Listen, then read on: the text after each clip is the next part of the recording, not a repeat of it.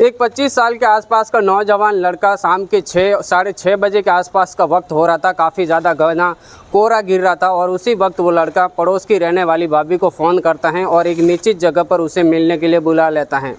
वो लड़का अपने काम को अंजाम देने के लिए पहले ही उस निश्चित जगह पर पहुंच जाता है, जिसके बाद वो भाभी भी उस जगह पर पहुंचती हैं और जैसे ही वो लड़का उस काम को अंजाम देने की कोशिश करता है तो उसके प्राइवेट पार्ट टूटकर अलग हो जाता है।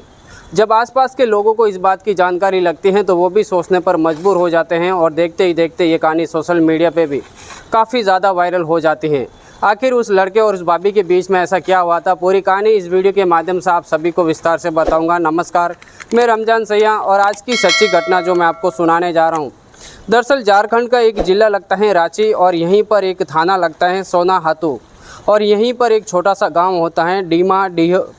यहीं के रहने वाले हरिहर महंतो, जिनकी उम्र अभी के वक्त 25 साल के आसपास की होती हैं, 2022 के अंदर वो अपने माता पिता और भाई बहन के साथ रह रहा था। वो पढ़ाई लिखाई में काफ़ी ज़्यादा कमज़ोर होने की वजह से वो घर की खेती संभाल रहा था। इसी तरीके से उसका वक्त बीत रहा होता है। वक्त बीतने के साथ ही 2022 के अंदर ही पड़ोस की रहने वाली यानी महज 200 मीटर अपने घर से दूर रहने वाली मंजू देवी होता है, उसका पति मुंबई में रहकर काम कर रहा होता है। लेकिन हरिहर महंतो और मंजू देवी की दोनों के आपस में एक बार दोस्ती बन जाती है और काम के सिलसिले में एक दूसरे से बातचीत हो जाती है तो काफ़ी जान पहचान हो जाती है। और जान पहचान के बाद हरिहर महंतो अक्सर मंजू देवी की हेल्प किया करता था। उससे जब भी कुछ भी कामकाज होता तो अक्सर मंजू देवी भी जो है हरिहर महंतो को फ़ोन करती थी, जिसके बाद हरिहर महंतो बाज़ार जाना हो या फिर उसके खेत के लिए जो भी खाद बीज लाना हो, उसके खेत पर कुछ जो भी काम होते हैं, किसी को बुलाना हो, किसी से कुछ करवाना हो, तो सारा कामकाज मंजू देवी का हरिहर महंतो देखता था। इसी तरीके से उनका सिलसिला चल रहा था। लेकिन धीरे धीरे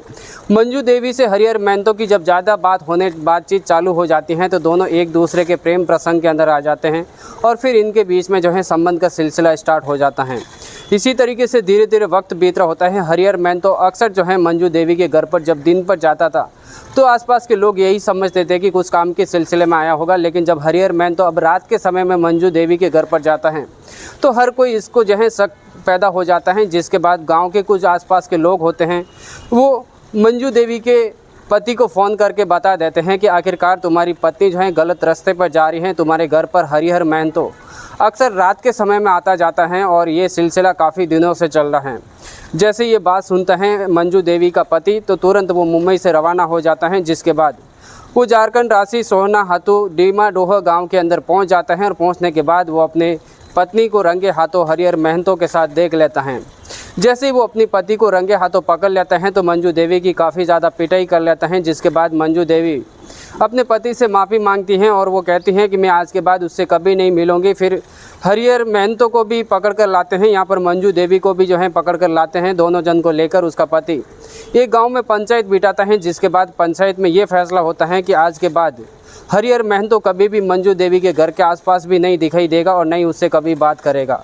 आखिरकार मंजू देवी का जो पति होता है मंजू देवी को घर पर लेकर आ जाता है, जिसके बाद पति पत्नी के अंदर अब किसी तरीके से कोई भी समस्या नहीं थी, सब कुछ ठीक ठाक चल रहा होता है। हरिहर महंतो भी जो है पंचायत के बाद अब मंजू से बात करना बंद कर देता है, जिसके बाद उसके घर परिवार वालों को भी इस बात की जानकारी लगती है कि हरिहर महंतो का जो है रिश्ता पास ही के रहने वाली मंजू देवी से हैं। तो उसके परिवार वाले भी काफ़ी ज़्यादा दुखी हो जाते हैं। जब पंचायत लगते हैं तो उसमें भी उनको काफ़ी ज़्यादा शर्मसार हो जाते हैं, जिसके बाद हरिहर महंतो की जो है पास ही के अंदर एक महिला होती है जिसका नाम विनीता होता है। एक लड़की के साथ उसकी शादी करवा दी जाती है। साल 2023 के अंदर जैसे ही उसकी शादी हो जाती है तो हरिहर महंतो भी जो है अपनी खेती किसानी का काम करने के बाद अपनी पत्नी का ख्याल रखता है और उसके साथ इसी तरीके से समय बिता रहा होता है।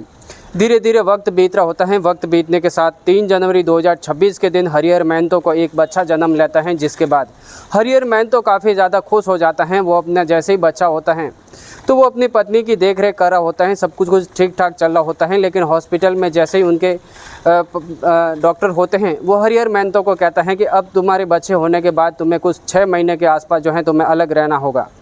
अब इसी बात को देखकर हरिहर महंतो काफ़ी ज़्यादा खुश होता है, अपने बच्चे के साथ खेल रहा होता है। इसी तरीके से समय बीत रहा होता है। लेकिन 31 जनवरी 2026 के दिन पूरा 1 महीना बीत जाता है और एक दिन अपनी पत्नी विनीता से वो कहता है कि शाम के 6 बजे के आसपास वो अपनी पत्नी से ये कहने लगता है कि मैं कुछ काम के सिलसिले में जा रहा हूँ, मैं 8 बजे के आसपास वापस आ जाऊँगा। जिसके बाद हरिहर महतो वहाँ से निकल जाता है।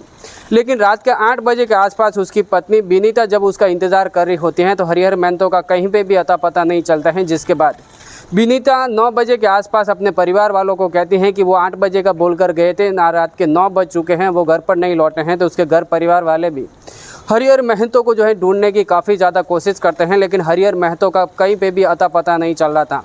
आखिरकार उसके परिवार वाले जैसे ही सुबह होती हैं तो अलग अलग रिश्तेदार के घर पर फ़ोन किया करते हैं, इधर इधर ढूंढने की कोशिश करते हैं, लेकिन उसका कहीं पे भी अता पता नहीं चल रहा है।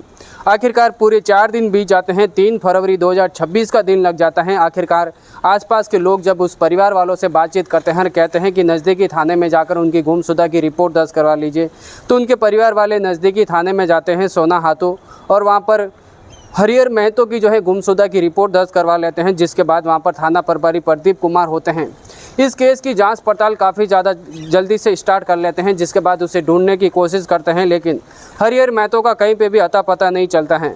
7 फरवरी 2026 के दिन एकासी नदी के आसपास कुछ लोग बकरियां चरा रहे होते हैं, तो वहाँ पर अचानक उनको एक डेड बॉडी दिखाई देती है। जिसके बाद वो लोग नज़दीकी पुलिस थाने यानी सोना हाथू के अंदर फ़ोन करते हैं। जिसके बाद वहाँ के थाना प्रभारी प्रदीप कुमार अपनी टीम के साथ वहाँ पर पहुँच जाते हैं, और जैसे ही वहाँ पर पुलिस पहुँचती है तो देखते हैं कि उस डेड बॉडी के ऊपर एक भी बदन के ऊपर कपड़ा नहीं होता है, उसका गर्दन कटकर अलग हो चुकी होती है, उसका प्राइवेट पार्ट भी कटा हुआ होता है। जैसे ही इस तरीके से पुलिस उस डेड बॉडी को देखती है तो वो काफ़ी ज़्यादा हैरान हो जाती हैं। जिसके बाद उस डेड बॉडी का पंचनामा करने के बाद उसे पोस्टमार्टम की रिपोर्ट के लिए भेज देते हैं।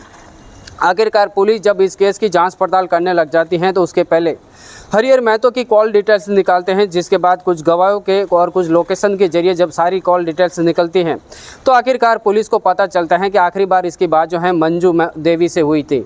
पुलिस जैसे ही मंजू देवी को गिरफ्तार करते हैं, जिसके बाद थाने में लाकर जब उसे पूछताछ करते हैं तो मंजू देवी कहती हैं कि मैं बिल्कुल भी इसके बारे में कुछ नहीं जानती हूँ, मुझे उससे कुछ लेना देना नहीं। हम दोनों 2 साल पहले जो हम दोनों एक दूसरे से मोहब्बत करते थे, हम दोनों एक दूसरे के इश्क के अंदर थे, लेकिन हमें 2 साल हो चुके हैं, हम इनसे बात भी नहीं कर रहे हैं, नहीं इनसे हमारा कुछ लेना देना है। आखिरकार पुलिस जब उसकी कॉल डिटेल्स के जरिए सख्ती के साथ पेश आती हैं तो आखिरकार मंजू टूटती हैं। टूटने के बाद एक कहानी सुनाती हैं। मंजू कहती हैं कि 2022 के अंदर मेरा पति जब काम के सिलसिले में मुंबई चला जाता है, जिसके बाद हरिहर महतो अक्सर मेरे घर का कामकाज करता था, जिसकी वजह से हम दोनों एक दूसरे के नज़दीक आ जाते हैं और उनके बाद में हम दोनों के बीच में संबंध के सिलसिला स्टार्ट हो जाता है।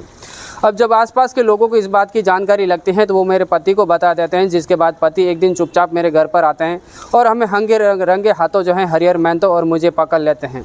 जैसे ये सिलसिला उनको पता चलता है तो मेरे साथ मारपीट भी करते हैं। जिसके बाद पंचायत बैठती है और पंचायत में एक निर्णय लिया जाता है कि आखिरकार हरिहर महतो से मंजू कभी भी बातचीत नहीं करेगी और हरिहर महतो भी मंजू के घर के आसपास भी दिखाई नहीं देगा। बस उसी के बाद हम दोनों की बातचीत होना बंद हो जाती है। जिसके बाद पूरे 2 साल बीत रहे थे और 2 साल बीतने के बाद जो है हरिहर महतो को जब एक लड़का पैदा होता है तो हरिहर महतो को डॉक्टर मना कर देते हैं कि तुम अपनी बीवी के पास 6 महीने के आसपास नहीं जाओगे। अब हरिहर महतो को 1 महीना बीतता है। जिसके बाद हरिहर महतो एक दिन सोचने लगता है कि आखिरकार मंजू से मैं पहले भी बातचीत करता था, उसके साथ इस तरीके से सिलसिला चल रहा था, आखिरकार एक बार फिर मैं कोशिश करूंगा तो मेरे साथ उनका सिलसिला स्टार्ट हो जाएगा। और उसी को लेकर एक दिन 3 जनवरी 2026 के दिन शाम के 6 बजे के आसपास उसको फ़ोन करता है। फ़ोन करने के बाद जैसे ही मंजू फ़ोन कॉल उठाती हैं तो मंजू से वो मिलने की दरख्वास्त करने लग जाता है, उसके साथ रिक्वेस्ट करने लगता है। तो मंजू के पास बैठा उसका पति ये सारी बातें जब सुन रहा होता है तो वो कहता है कि तुम उसको बुला लो और किसी ऐसी सुनसान जगह पर बुलाओ जहाँ पर कोई भी नहीं होगा। आखिरकार मंजू इस बात को मान लेती हैं। जिसके बाद हरिहर महतो को कहती हैं कि तुम काशी नदी के किनारे पर मुझसे मिलने के लिए आओ, शाम के 6 बजे के आसपास तुम वहाँ पर मुझे मिलने के लिए आ जाना, मैं वहाँ पर तुम्हारे लिए तैयार रहूँगी। आखिरकार हरिहर महतो अपनी पति से 2 घंटे की डिमांड करता है कि मैं कुछ काम के लिए बाहर जा रहा हूँ, जिसके बाद मैं घर पर लौट आऊँगा, और फिर वहाँ से वो मिलने के लिए चला जाता है। जैसे ही काशी नदी के किनारे पर हरिहर महतो पहुँचता है तो वो अपनी पूरी तैयारी के साथ जाता है, जिस काम के सिलसिले में जाते हैं उसको अंजाम देने की वो पूरी कोशिश में रहता है। लेकिन उसे ये खबर नहीं होती है कि मंजू देवी और उसका पति जो है मेरे मौत का कारण बन सकते हैं। वो पहले से ही वहाँ पर एक धारदार हथियार को लेकर जो है पहले से ही छुपे हुए होते हैं। जैसे ही हरिहर महतो को वहाँ पर पहुँचते हुए देखते हैं तो दोनों जन उसके ऊपर हमला कर लेते हैं, जिसके बाद उसका पति मंजू देवी का उसका गर्दन दबाता है, जिसके बाद वो बेहोश हो जाता है। बेहोश होने के बाद उसकी गर्दन काट कर अलग कर लेता है और मंजू देवी का जो पति होता है वो काफ़ी ज़्यादा गुस्सेल प्रताप का होता है और उसी को लेकर उसके प्राइवेट पार्ट भी काट कर उसका अलग कर देता है। और जैसे ही उसकी मूर्ति हो जाती है तो उसको पानी में डालकर वहाँ से फरार हो जाते हैं, जिसके बाद पुलिस को इस बात की जानकारी लगती है। तो आखिरकार मंजू देवी को और उसके पति दोनों को गिरफ्तार करती हैं और गिरफ्तार करने के बाद उसे जेल की सलाखों के पीछे भेज देती हैं।